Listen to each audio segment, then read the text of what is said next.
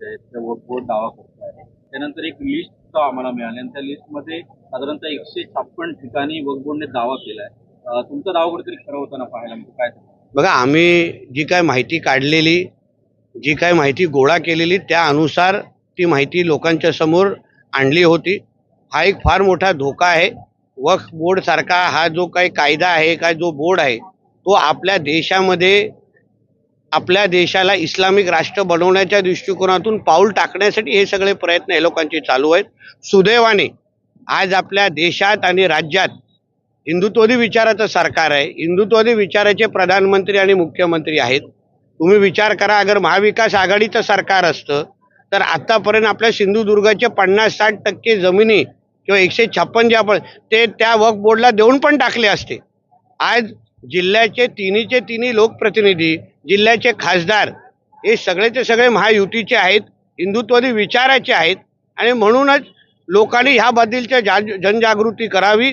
असलेली आपली जमीन जी काय त्या यादीमध्ये आलेली आहे, आता त्या यादीच्या पलीकडे काय हे लोकांनी मस्ती केली आहे काय तेही आम्ही तपासू, पण असलेली जमिनीची बद्दल माहिती घ्यावी. कोण कुठल्या कागदावर तुमची सही घेतायत ह्या गोष्टीवर लक्ष घालावं. संबंधित ग्रामपंचायती, संबंधित अधिकारी, ग्रामसभेमध्ये कुठले कुठले ठराव होत आहेत ह्याही बद्दलची माहिती घेतली पाहिजे. तरच ह्या सगळ्या बाबतीचा विचार करायला पाहिजे. कारण का हे मोठं जे षडयंत्र आहे त्या षडयंत्रामध्ये हिंदू समाजाला आपल्या या देशामध्ये कमी कसं करायचं, आकडा कसा कमी करायचा, यावर हे सगळ्या गोष्टी प्रयत्न असल्यामुळे आपण जनता म्हणून, नागरिक म्हणून सिंधुदुर्गच्या जनतेने सतर्क राहिलंच पाहिजे. मी जिल्ह्याच्या जनतेला विश्वास देतो.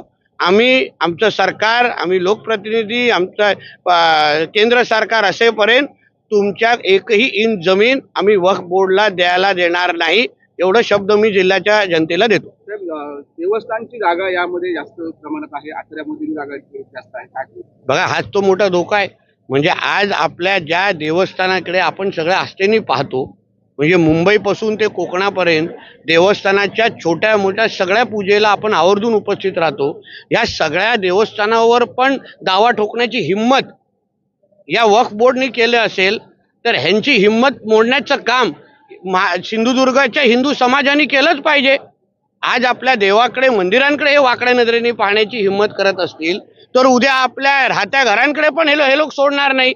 म्हणून या सगळ्या बाबतीमध्ये अभ्यास करून मीही संबंधित प्रशासनाशी बोलणार आहे, पोलीस खात्याशी बोलणार आहे, जेणेकरून अशी ही जी काय मस्ती सुरू केलेली आहे ही हिंमत कशी तोडता येईल यावर निश्चित पद्धतीने पावलं उचलली जातील, एवढा विश्वास जिल्ह्याच्या जनतेला देतो. राज्यात आणि देशात हिंदुत्ववादी सरकार आहे, यावर ठोस पावलं उचलली जाणार आहे. आमच्या केंद्र सरकार म्हणजे आदरणीय मोदी साहेबांच्याच सरकारने वक्फ बोर्ड या कायद्यामध्ये अमेंडमेंट सुचवलेले आहेत, ज्याच्यामुळे हे जे काय ह्यांची मुजोरी आहे, हे जे काय जसं न सांगता कोणाची जमीन घेणं, कुठलाही कोणालाही अपील करण्याची मुभा नाही.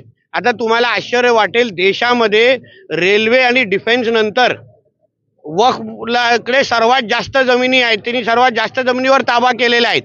आज आपल्या एक देवस्थानावर ताबा ठोकायला सुरू केलेला आहे. उद्या आपल्या अंगणेवाडीच्या मंदिराकडे करतील, उद्या कुणकेश्वरवर करतील, कुठे हे लोक नजर फिरवतील ना, रामेश्वरवर करतील, मंदिराकडे करतील, कुठेही नजर फिरवतील ना. म्हणून अशा पद्धतीचा म्हणून मी सुरुवातीला बोललो, आपलं नशीब चांगलं आहे की आपल्याला हिंदुत्ववादी विचाराचं केंद्र आणि राज्य सरकार असल्यामुळे हे लोक आता जास्त हिंमत करू शकणार नाही. आम्ही जागृत आहोत, आम्ही सतर्क आहोत आणि आम्ही असा कुठलाही इस्लामिक आक्रमण आपल्या देशावर सहन करणार नाही.